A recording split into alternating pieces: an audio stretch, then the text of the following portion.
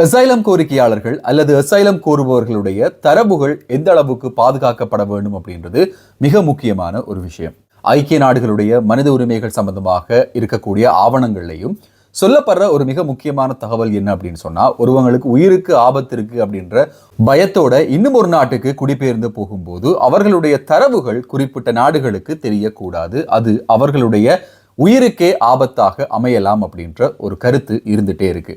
இதையும் தாண்டி சில நேரங்களில் வெரிஃபிகேஷனுக்காக போகணும் அப்படின்னா கூட பிரித்தானிய அரசாங்கத்தை பொறுத்தவரையில வெளிநாடுகள்ல இருந்து அசைலம் கோரி வருபவர்கள் அந்த நாட்டினுடைய அரசாங்கத்தால பாதிப்பு இருக்குமாக இருந்தா அந்த வெரிஃபிகேஷனுக்கு போறது கூட கிடையாது அப்படின்றது மிக முக்கியமாக கவனிக்க வேண்டிய ஒரு விஷயமா இருக்கு.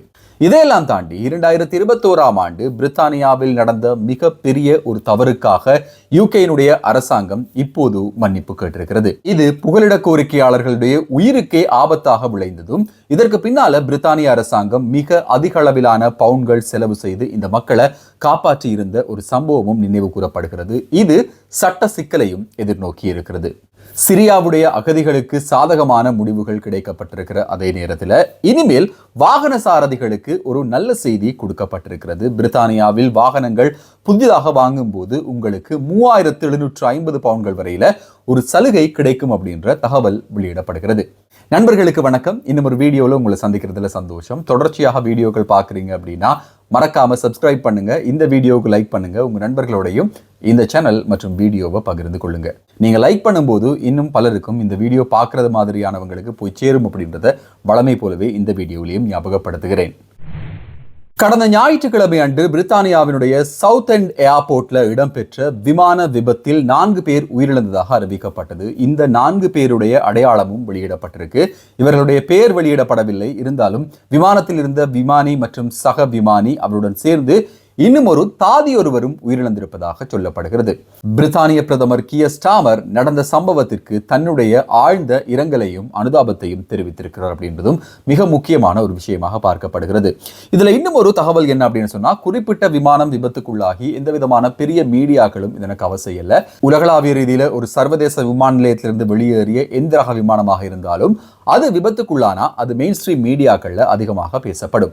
ஆனா குறிப்பிட்ட விமானம் விபத்துக்குள்ளாகி சில மணி நேரங்களுக்கு பிறகுதான் ஊடகங்களுக்கு அது வந்தது அப்படின்றதோட குறிப்பிட்ட விமான விபத்துல ஏராளமான சர்ச்சைகள் இருக்கு அப்படின்னு சொல்லி சமூக வலைதளங்கள்ல பேசுவதையும் அவதானிக்கக்கூடியதாக இருக்கிறது.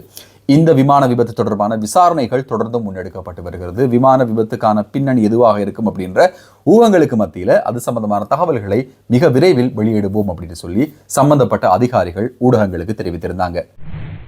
கடந்த டிசம்பர் மாதம் முதல் சிரியாவினுடைய அகதிகள், சிரியாவிலிருந்து அகதி அந்தஸ்து கோரி பிரித்தானியாவுக்கு வந்திருப்பவர்களுடைய அசைலம் கோரிக்கையை தற்காலிகமாக நிறுத்தி வைப்பதாக அறிவிக்கப்பட்டிருந்தது. இதன் அடிப்படையில் பலர் பாதிக்கப்பட்டிருந்தாங்க. சிரியாவில் பாதிக்கப்பட்டவர்கள் பிரித்தானியாவுக்கு வந்து அசைலம் கோரியிருந்த போதும் இவர்களுக்கான முடிவுகள் வழங்கப்படாது அப்படின்னு சொல்லி ஒரு பெண்டிங் ஸ்டேஜ்ல இவங்க வைக்கப்பட்டிருந்தது மிகவும் கண்டனத்துக்குரிய ஒரு விடயமாக அந்த காலங்களில் மாறியிருந்தது. பல இடங்கள்ல ஆர்ப்பாட்டங்கள் நடந்திருந்தது, போராட்டங்கள் நடந்திருந்தது. இது தொடர்பாக கடந்த வாரம் உட்பட லண்டனில் ஆர்ப்பாட்டங்கள், போராட்டங்கள் நடந்திருந்தது அப்படின்னு சொல்லலாம்.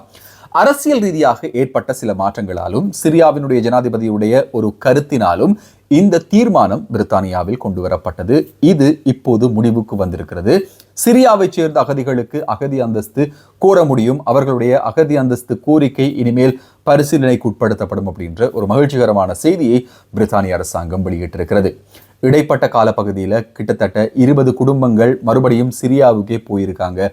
ஆயிரக்கணக்கானவர்கள் பாதிக்கப்பட்டிருக்கிறார்கள். இன்னும் பல்லாயிரக்கணக்கானவர்கள் இப்போது இந்த அகதி அந்தஸ்துக்காக காத்திருக்கிறார்கள் அப்படின்ற ஒரு தகவலும் வெளியிடப்படுகிறது. குறிப்பிட்ட செய்தியானது உலகளாவிய ரீதியில் பல நாடுகளாலும் வரவேற்கப்படுவதாக மாறியிருக்கிறது. நீண்ட கால போராட்டங்கள், ஆர்ப்பாட்டங்களுக்கு கிடைக்கப்பெற்ற ஒரு வெற்றியாக இது பார்க்கப்படுற அதே வேளையில பிரித்தானியா தொடர்ந்தும் பாதிக்கப்பட்ட மக்களுக்கு பாதுகாப்பாக இருக்கும் அப்படின்றத சர்வதேச உலகுக்கு இது காட்டுகிறது அப்படின்னு சொல்லி யூகேனுடைய பிரதமர் கூறியிருந்தார். பிரித்தானியாவினுடைய டிஃபென்ஸ் அமைப்பு ஒரு பகிரங்க மன்னிப்பை இன்றைய நாள் கேட்டிருக்கிறது. 2021ஆம் ஆண்டு செப்டம்பர் மாதம் அளவில் ஆப்கானிஸ்தானுடைய ஆட்சியை தாலிபான் கைப்பற்றியிருந்தது. இதற்கு இடைப்பட்ட காலத்துல ஒரு சிப்பாயினுடைய தவறுதலால் ஒரு இமெயில் அனுப்பப்பட்டிருக்கிறது. இந்த இமெயில்ல என்ன மாதிரியான சென்சிட்டிவான விஷயம் இருந்துச்சு அப்படின்னா, யூகேனுடைய அரசாங்கத்தோடு இணைந்து புகலிட கோரிக்கை முன்வைப்பவர்கள் அல்லது சில குழுக்களால் தங்களுடைய உயிருக்கு ஆபத்து இருக்கிறது அப்படின்னு சொல்லிய மக்களுடைய தரவுகள் வெளியிடப்பட்டிருக்கிறது. இந்த இமெயில் லீக் ஆனதால் இது சம்பந்தப்பட்டவர்களின் கைகளுக்கு போயிருந்ததாகவும் 2021, 22, 23 காலப்பகுதியில் குறிப்பிட்ட தீவிரவாத குழுக்களால் இவர்கள் தேடி தேடி கொலை செய்யப்பட்டதாகவும் சொல்லப்படுகிறது.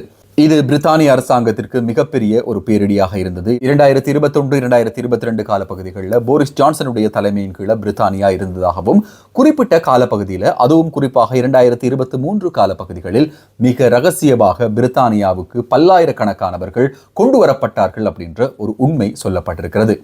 சுமார் 470 மில்லியன் பவுண்ட்கள் செலவில் இந்த மக்கள் கொண்டு வரப்பட்டதாகவும், ஏற்கனவே இருந்த ARAP அப்படின்ற ஸ்கீமுக்கு மேலதிகமாக ரகசியமாக இந்த மக்கள் கொண்டு வரப்பட்டு கிட்டத்தட்ட 7000த்திற்கும் அதிகமானவர்கள் பிரித்தானியாவுக்கு கொண்டு வரப்பட்டதாக சொல்லப்படுகிறது.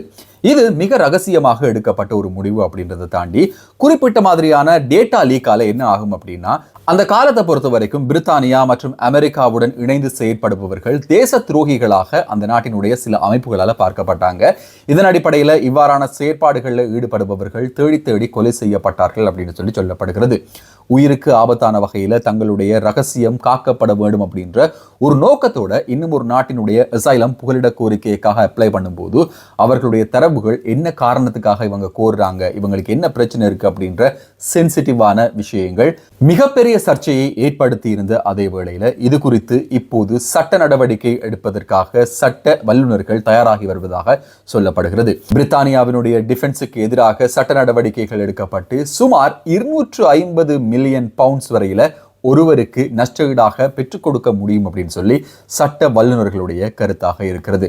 அசைலம் கோரிக்கை அப்படின்னும் போது பிரித்தானியாவுடைய வரலாற்றில் பல்வேறு சந்தர்ப்பங்களில் இப்படியான விஷயங்கள் நடந்திருக்கு. ஒரு அசைலம் சீக்கர் வரும்போது அவர்களுடைய அசைலம் கோரிக்கை நிராகரிக்கப்பட்டு இவர்கள் நாட்டுக்கு அனுப்பப்பட்டு அந்த நாட்டில் இவங்களுடைய உயிருக்கு ஏதாவது ஒரு விதத்தில் ஆபத்து ஏற்பட்டால் அது பிரித்தானியாவினுடைய ஒரு பொறுப்பாக இருக்கிறது. அதனால தான் யூகே பொறுத்தவரையில் அசைலம் கோரிக்கையாளர்களை அவ்வளவு ஈஸியாக நாட்டுக்கு அனுப்புறது கிடையாது. அன்லெஸ் அவங்க ரொம்ப தப்பு பண்ணியிருக்காங்க, இல்லை அவங்களுடைய ரெக்கார்ட் மிகவும் பொய்யாக இருக்கு அப்படின்ற பட்சத்தை தவிர அப்பீல் பண்ணி கூட பிரித்தானியாவுக்கு உள்ளே இருக்கலாம் அப்படின்றதுக்கான காரணம் இதுவாகத்தான் இருக்கு. 2020, 21, 22 ஆண்டுகளில் நடைபெற்ற இந்த ஒரு விஷயம் ஒரு மிகப்பெரிய ஷேமாக தேசத்துக்கு மாறி இருப்பதாக சொல்லப்பட்டிருக்கிறது. இது தொடர்பான விசாரணைகள், இது தொடர்பான விஷயங்கள் இப்போது தொடர்ச்சியாக பிரித்தானியாவினுடைய ஊடகங்களில் வெளியிடப்பட்டு வருகிறது. இது தொடர்பாக மேலதிக தகவல்கள் ஏதும் தெரிந்தால் நிச்சயமாக நம்ம சேனல்ல நீங்க அதை பார்க்கலாம். பெட்ரோல் டீசல் வாகனங்கள்ல இருந்து EV வாகனங்களுக்கு, அதாவது எலக்ட்ரிக் வாகனங்களுக்கு மாறுபவர்களுக்கு விசேட விலை கழிவு வழங்குவதற்கு பிரித்தானிய அரசு தீர்மானித்திருக்கிறது.